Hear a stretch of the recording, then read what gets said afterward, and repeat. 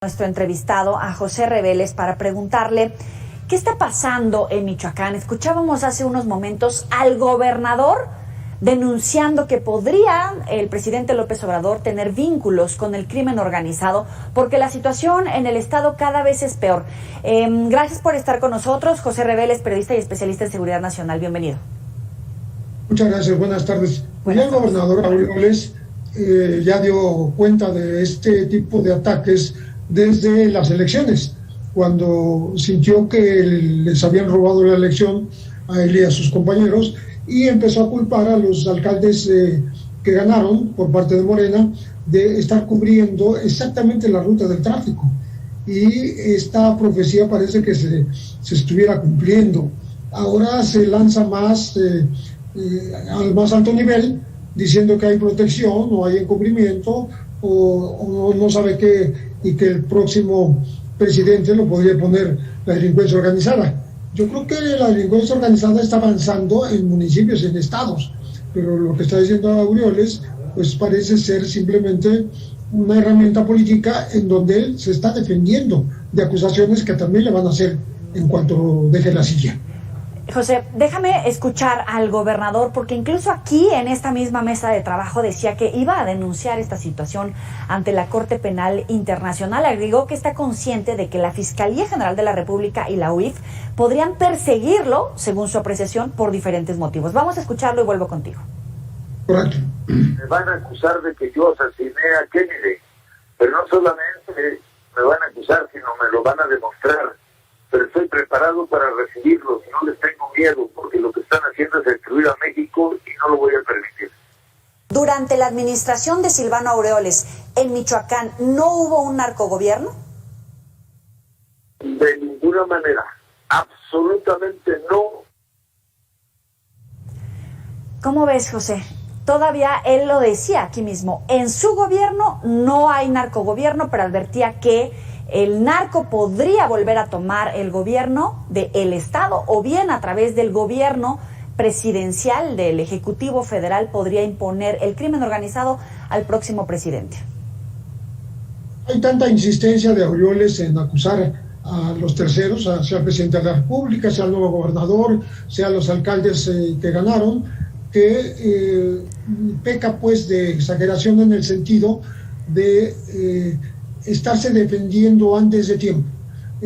Creo que a él lo van a acusar, eso es casi innegable, va a estar en el banquillo de los acusados una vez que entre la nueva administración, y está vacunándose de alguna manera, por decirlo en términos de pandemia.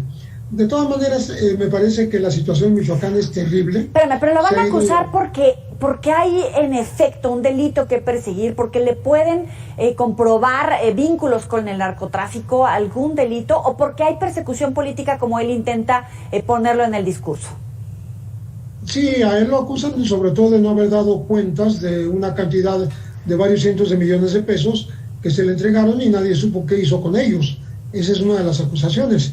Y otras de haber dejado el Estado pues justamente en vías de ser tomado por el narcotráfico, porque durante su administración, aunque él lo niegue, sí hubo demasiados actos que ligan a su gobierno con actos de los traficantes de drogas. Pero hemos tenido episodios, por ejemplo, como el Granadazo en el estado, tuvimos episodio como el nacimiento de los grupos de autodefensas. ¿Qué está pasando en el estado que no importa de qué partido es el gobernador, uno tras otro tienen algún tipo de episodio de violencia creciente, de vínculos con el narcotráfico, en este momento de autodefensas crecientes? Hoy vimos esta escalada en las amenazas contra medios de comunicación y contra periodistas.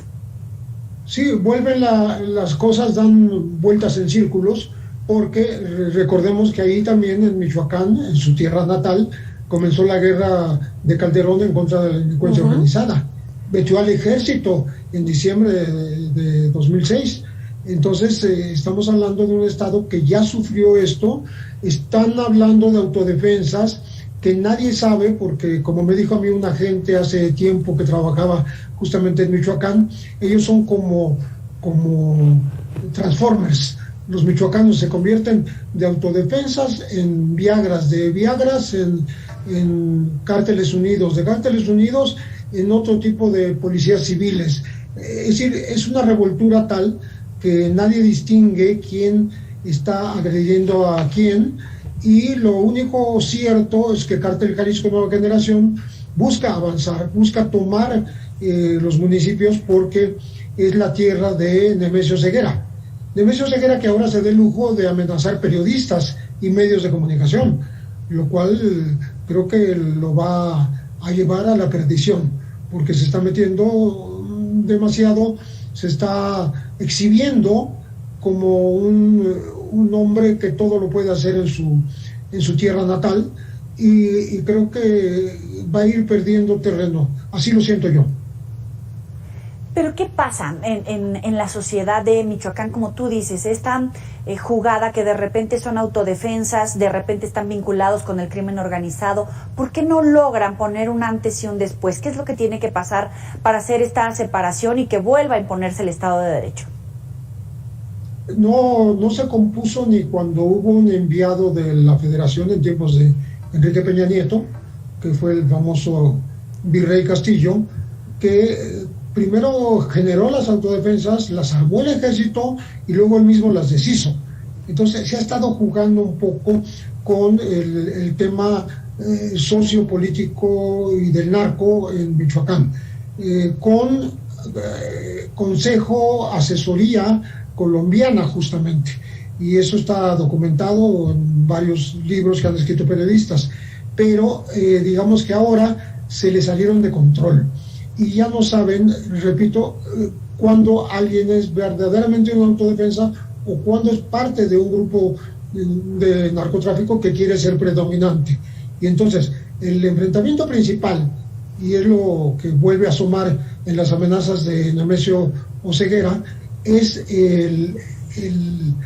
la batalla, la lucha frontal entre el Cártel Jalisco Nueva Generación, que quiere tomar Michoacán, y los cárteles unidos, que integran a los Viagras, a viejos autodefensas, a grupos locales de narcotráfico que no quieren que les quiten su negocio, ¿no? Los propios grupos de Aguililla, por ejemplo.